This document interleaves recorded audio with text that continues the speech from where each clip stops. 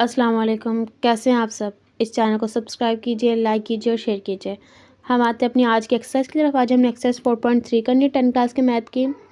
ये भी partial fraction वाले क्वेश्चन ही है, बट इसमें जो है फॉर्मूलाज चेंज होंगे। जो हमने पहले किए थे उसमें ए और नीचे जो था फिर प्लस बी थे, और कोई फॉर्मूला नहीं था, ए प्लस बी और नीचे जो जो ब्रैकेट्स थे, ठीक है।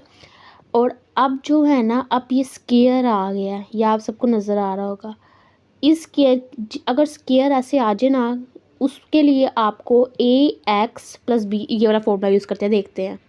तो उसके लिए आप अगर इस तरह का समझ लें, लेट कर ले, कोई ऐसा आ गया, मतलब आप इधर कोई भी वैल्यू हो सकती है, एक्स प्लस 4 या 3 2 या ऊपर भी कोई भी हो सकती है। बट अगर स्केयर आ गया तो आपका ये फॉर्मूला होगा ना, ए एक्स प्लस बी। और अगर यहाँ पे ऐसे आ गया 1/x+1 खाली आ गया तो क्या होगा, a/x+1 ऐसे होगा ना।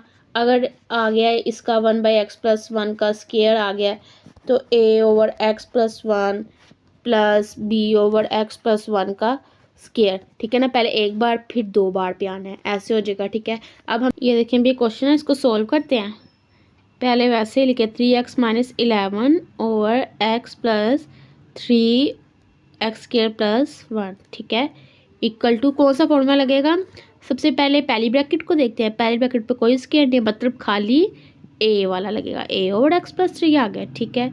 प्लस अब कौन सा लगेगा, अब स्केयर आ गया। अगर स्केयर आ जाए तो फिर ये फॉर्मूला होता है ना, bx + c और x² + 1, ये हो गया, ठीक है। अब एलसीएम ले लेते हैं। इक्वल टू इसका एलसीएम क्या आएगा, x+3 और x² + 1, ओके। इधर भी वही लिख लें जो ऊपर है, x² + 1 और 3x - 11, ठीक है। अब लेते हैं x+3 से कैंसिल, पीछे x² + 1 आया तो वो इधर लिख लेंगे, ठीक है। फिर प्लस bx + c ऊपर वाला वैसे ही, ये इससे कैंसिल, पीछे x+3 आ गया तो इधर आ जाएगा x+3, ठीक है। ये दोनों सेम है, कट जाएंगे। पीछे अब जोड़ आ गया वो लिखते हैं, 3x - 11 equal to a x² + 1 plus bx + c x+3, ठीक है। ये बन गई हमारी इक्वेशन 1। अब जो सा है हमने इसको ज़ीरो के इक्वल पुट करना है, ज़ीरो के इक्वल रखना है और फिर पुट करनी है इसकी वैल्यू, ठीक है। Put x + 3 = 0, x = -3 in equation, किस इक्वेशन में करना है, इस वाली इक्वेशन में। चलें, जहाँ जहाँ x है वहाँ वहाँ -3 x की जगह लिखें, 3x की जगह आ गया -3, फिर बाकी वैसे इक्वल टू a x की जगह क्या आ जाएगा -3 और स्केयर वैसे, ठीक है। स्केयर ख़त्म नहीं करना, स्केयर लिखना ही लिखना है। +1 प्लस b x की जगह -3 इधर भी, प्लस c इधर भी, x इधर जगह -3 प्लस 3, ठीक है। अब 3 3 ज़ा 9, साथ माइनस आ गया, साथ -11 इक्वल टू a -3 का स्केयर क्या होता है 9, और माइनस माइनस प्लस होता है तो माइनस ख़त्म हो जाएगा, 9 + 1 प्लस, ये देखें ये -3 + 3 0 होता है। ज़ीरो से कोई भी चीज़ मल्टीप्लाई हो या डिवाइड हो उसका आंसर ज़ीरो ही होता है, तो ये चीज़ क्या हो जाएगी, ज़ीरो हो जाएगी, ठीक है ना, कट जाएगी। तो अब -9 + -11 क्या होता है -20, ठीक है, इक्वल टू a 9 + 1 10, ठीक है। माइनस इसलिए साथ लिखा है क्योंकि बड़ी रकम के साथ माइनस का साइन था, जो बड़ी वाली वैल्यू के साथ साइन होगा वो आंसर में लाजमी आएगा, ठीक है। 9 + 1 10, ज़ीरो लिखने की ज़रूरत ही नहीं है। अब ये 10 इधर जाके डिवाइड कर देते हैं, -20 / 10 इक्वल टू a, 10 1 ज़ा 10, 10 2 ज़ा 20 होता है, तो a -2 के इक्वल हो गया। किसके इक्वल हो गया, a -2 के, ठीक है। अब आगे देखते हैं। अब हमने ये पुट कर लिया तो a की -2 वैल्यू आ गई। अब ये हम ज़ीरो के इक्वल पुट कर सकते हैं, कभी भी नहीं। अगर स्केयर आ जाए या होल स्केयर आ जाए, स्केयर कहीं भी आ जाए इसमें, तो हम पार्शियल फ्रैक्शन में उसको ज़ीरो के इक्वल पुट कभी नहीं करेंगे, क्योंकि हम अंडर रूट थोड़ी लेने हैं। तो अब हम क्या करेंगे, अब हम इस इक्वेशन को सोल्व करना स्टार्ट करेंगे और फिर हम b और c की वैल्यू निकालेंगे।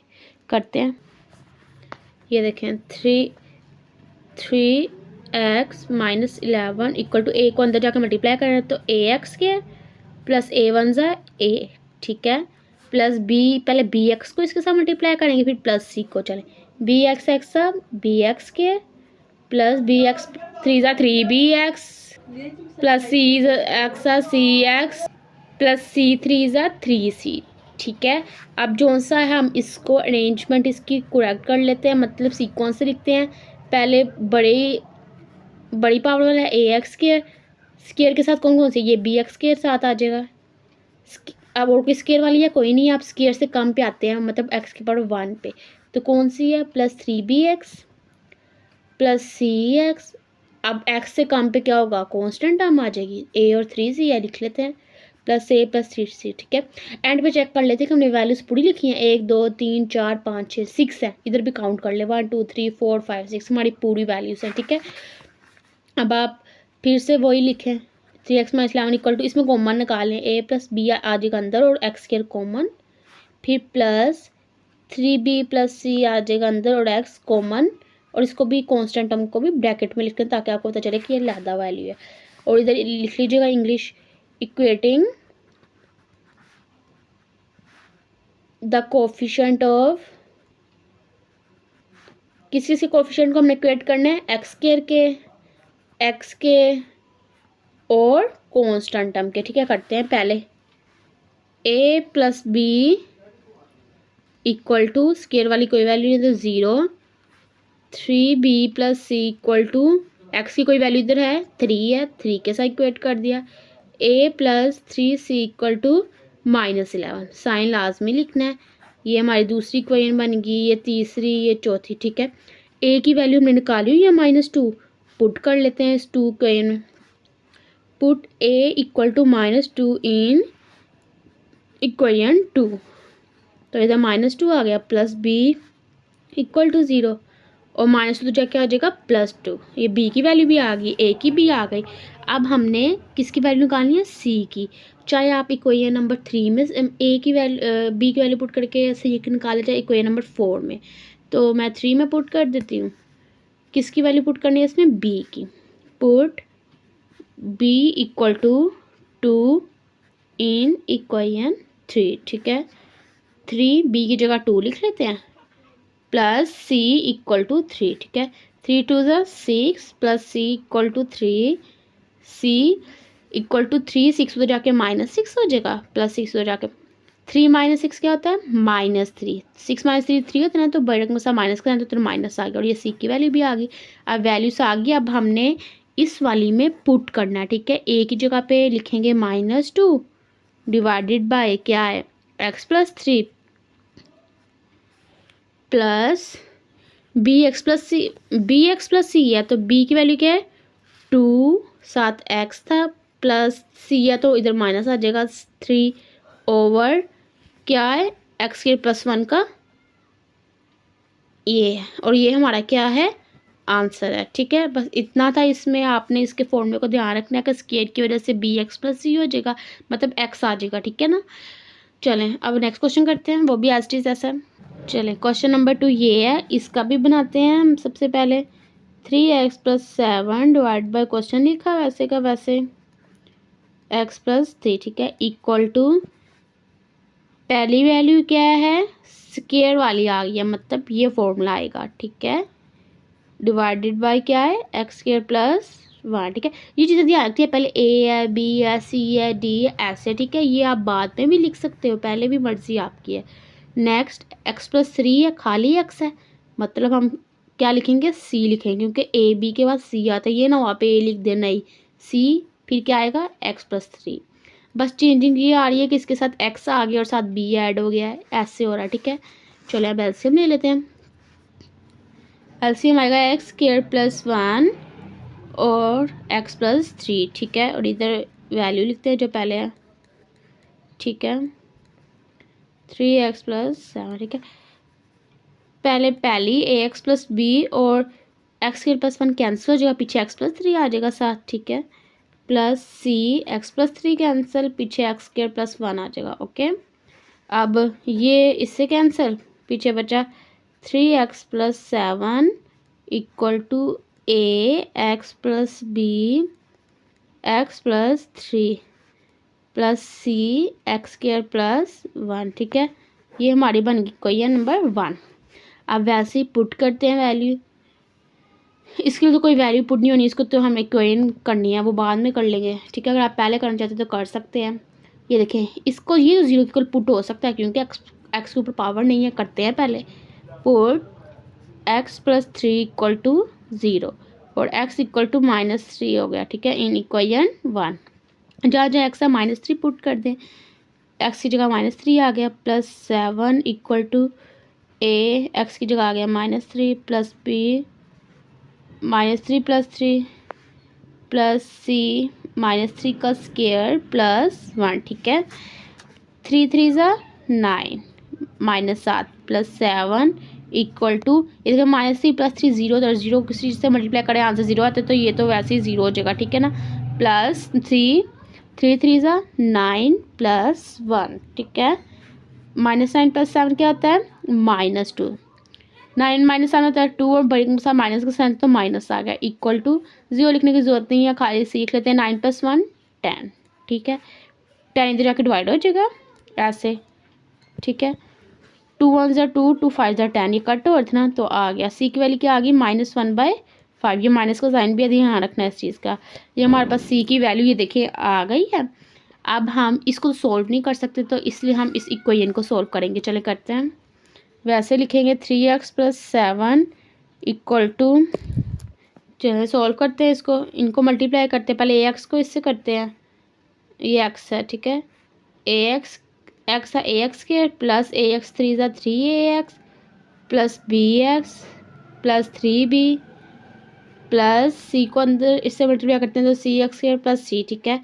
अब सीक्वेंस वाइज लिख लेते हैं, ax स्क्वायर और एक्स स्क्वायर वाली ये है प्लस cx स्क्वायर हो गया। अब x पे आते हैं, प्लस 3ax प्लस bx। अब x से कम क्या कांस्टेंट हम कौन से 3b और c कॉमन निकालते हैं। इनमें a प्लस c अंदर आ जाएगा और एक्स स्क्वायर कॉमन प्लस इसमें x कॉमन आ जाएगा, ठीक है। और कांस्टेंट टर्म को भी ब्रैकेट में लिख लें और ये 3x + 7 साथ ही आएगा। अब ऐसे इक्वेट करते हैं इनको, इक्वेट करने से ये आया, तो अब हम सबसे पहले इस ए की वैल्यू निकालते हैं क्योंकि सी की तो -1/5 है, ये देखिए निकली हुई है।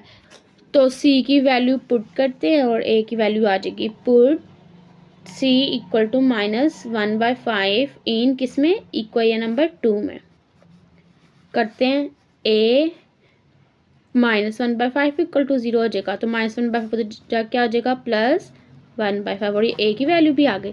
अब ए और सी की वैल्यू आ गई हमारे पास, तो मतलब इन दोनों में बी है, चाहे आप इसमें पुट करके ए की बी की वैल्यू निकालना चाहिए इसमें, तो मैं जो उनसे इक्वेशन नंबर 3 में पुट कर देती हूँ। Put a equal to 1/5 in equation number 3, ठीक है। ये देखें, ए की जगह पे 1/5 लिख लें, बाकी वैसे ही आएगी। 3 ए की जगह आ जाएगी 1/5 प्लस बी इक्वल टू 3, ठीक है। चलें 3/5 plus B equal to 3, b equal to 3 - 3/5 और इक्वल टू 5 एलसीएम ले लें, तो 5 3 ज़ा 15 - 3 इक्वल टू 12/5 और ये बी की वैल्यू भी हमारे पास आ गई, ठीक है। ए बी और सी की वैल्यू आ गई, अब इस वाली में पुट कर देते हैं, ठीक है। ये देखें पुट कर देते हैं, ए क्या है 1/5 x plus 12/5 x plus b हो गया और नीचे क्या था एक्स स्क्वायर प्लस 1। अगले है सी की वैल्यू क्या है हमारे पास -1/5 ओवर एक्स प्लस 3, ठीक है। अब आगे देखते हैं, 5 इसमें से कॉमन ले लेती हूँ तो इसके साथ से मल्टीप्लाई हो जाएगा, कर देती हूँ, ठीक है। और इधर क्या आ जाएगा एक्स प्लस 12, ठीक है। प्लस माइनस माइनस हो गया 1, 5 डिवाइड हो जाते हैं, इसके साथ जाके आ जाएगा मल्टीप्लाई एक्स प्लस 3, ठीक है। ये हमारा बन गया ये। अब आते हैं क्वेश्चन 3 की तरफ। क्वेश्चन 3 भी ऐसे ही, पहली पे कोई स्केयर वगैरह नहीं है तो मतलब ए वाला फॉर्मूला लग जाएगा, स्केयर आ गया, दूसरा स्केयर वाला फॉर्मूला लग गया, ठीक है। ए बी सी ऐसे होगा, ठीक है। अब एलसीएम लेते हैं, एलसीएम लिया तो x+1 से कैंसिल, पीछे x² + 1 आ गया 7 आ गया, x² + 1 से कैंसिल, पीछे x+1 आ गया 7 आ गया। दोनों सेम थे तो कट हो गए, पीछे ये रह गया, इक्वेशन 1 बन गई। अब सबसे पहले हम 0 के इक्वल पुट करेंगे, इसको 0 के इक्वल पुट किया, +1 तो जाके -1 हो गया, और जहाँ जहाँ x था वहाँ हमने क्या किया, -1 पुट कर दिया, a की वैल्यू आ गई ऐसे। अब सेकंड, इसको हम 0 के इक्वल पुट नहीं कर सकते, क्यों? क्योंकि अगर किसी के ऊपर स्केयर या होल स्केयर आ जाए तो उसको पार्शियल फ्रैक्शन में 0 के इक्वल पुट नहीं करेंगे, ठीक है। उसके लिए आप ये वाली इक्वेशन को सोल्व करके वैल्यू निकालेंगे। सोल्व करते हैं इस इक्वेशन को, इसको ए को अंदर जाके मल्टीप्लाई किया तो ax² प्लस ए हो गया, पहले bx को इससे मल्टीप्लाई किया, फिर c को किया, bx x bx² plus bx को 1 से किया तो bx plus cx plus c1 c, ठीक है। x² वाली को इकट्ठी कर लिया, फिर x वाली को, फिर कॉन्स्टेंट टर्म को, फिर x² कॉमन निकाल लिया, फिर x और इनको ब्रैकेट किया, a प्लस b 0 के इक्वल हो गया, b प्लस b 0 1 के, ठीक है। कांस्टेंट को कांस्टेंट से इक्वेट करना है, x² को x² से और x को x से, ठीक है। ये देखें, ये इक्वेट कर दिया। अब a की वैल्यू तो निकली हुई है, हमने इक्वेशन नंबर 2 में a की वैल्यू पुट करके b की निकाली, फिर इक्वेशन नंबर 4 में जौन सा है a की वैल्यू पुट करके c की निकाली, और इस तरह ये आंसर आ गया, और फिर इस टाइप से इसे लिख लिया। अब आते हैं क्वेश्चन नंबर 4 की तरफ। क्वेश्चन नंबर 4 में भी एज ऐसा स्केयर नहीं है, खाली ए वाला फॉर्मूला, फिर स्केयर है तो एक्स वाला फॉर्मूला लगा, एलसीएम लिया, सेम को कट कर दिए, इक्वेशन आई, फिर इसको 0 के इक्वल पुट करना है, जबकि इसके लिए इक्वेशन सॉल्व करनी पड़े, 0 के इक्वल पुट करके वैल्यू निकाली इसके लिए, फिर क्या किया, अगली के लिए इक्वेशन सॉल्व करनी थी।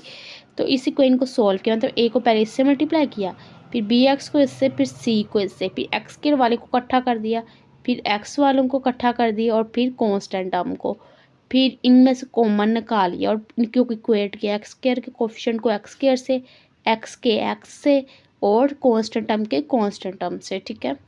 ये देखिए इक्वेट किया, फिर a की वैल्यू हमने पुट करके इक्वेशन 2 में b की भी निकाली, फिर b की पुट करके आप c की निकाल, चाहे इससे निकाल चाहे इससे निकाले, आपकी मर्जी, ठीक है। मैंने इससे निकाली, ठीक है। और फिर इस ये देखें, ये c का आंसर आया, और फिर मैंने जो सा है ये आंसर इस टाइप से लिख लिया, ओके। ये देखें, ये 5 इधर डिवाइडर थे, जाके आ जाएगा मल्टीप्लाई, इसका मैंने एलसीएम ले लिया, ठीक है। आप एलसीएम ले लें, चाहे आप कॉमन निकाल के इससे मल्टीप्लाई कर दें, मर्जी आपकी है, दोनों तरीके सही हैं। अब आते हैं क्वेश्चन 5 की तरफ। क्वेश्चन 5 भी ऐसा ही है, पहले ए वाली लिखी, फिर बी एक्स प्लस सी वाली, फिर दोनों का जो सा एलसीएम लिया, सेम को कट कर दिया, ये को आई, और इसको 0 के इक्वल पुट करेंगे और फिर इस इक्वेशन में डालेंगे, जबकि इसके लिए हमें क्या करना होगा, स्केयर है ना, इक्वेशन सोल्व करनी पड़ेगी। तो 0 के इक्वल पुट करके ए की वैल्यू आ गई, फिर इस इक्वेशन को सोल्व किया, ए को अंदर जाके मल्टीप्लाई किया, पहले बी एक्स को इससे किया, फिर सी को इससे किया, ठीक है। फिर स्केयर वाली को इकट्ठा किया, फिर एक्स वाली को, और फिर कॉन्स्टेंट टर्म को, इनको इक्वेट किया। ये देखिए, इसको इक्वेट किया, फिर ए की वैल्यू इक्वेशन 2 में पुट करके बी की निकाली, फिर आप चाहे ए या बी दोनों की इसमें पुट करके सी की निकाले, दोनों में सी है ना, तो मैंने इसमें इक्वेशन नंबर 3 में पुट करके निकाली, सी की वैल्यू आई, ठीक है। 33 और 13 नेगेटिव कट नहीं होते, तो यही आंसर है, फिर इसमें जो सा पुट कर दी, और ये इसका आंसर है। जो आगे क्वेश्चन नंबर 6 है वो ऐसा है, वो आप खुद करेंगे। क्वेश्चन 7 पे आते हैं। ये देखें, इन्होंने ना इस क्वेश्चन में x³ + 1 से हिंट दी है, पेपर्स में आपको हिंट नहीं आता, नहीं, पेपर में सिर्फ क्वेश्चन आएगा, आपने अपने तरीके से खुद देखना है कि इस पर क्या फॉर्मूला लगना है, क्या नहीं लगना, ठीक है। इधर हिंट सिर्फ दी हुई है, पेपर में नहीं आएगी साथ। x³ + 1, ज़ाहिर बात है, हम यहाँ स्केयर बना सकते हैं, होल स्केयर वगैरह बना सकते हैं, खाली x³ + 1 के लिए कोई फॉर्मूला ही नहीं है, ठीक है।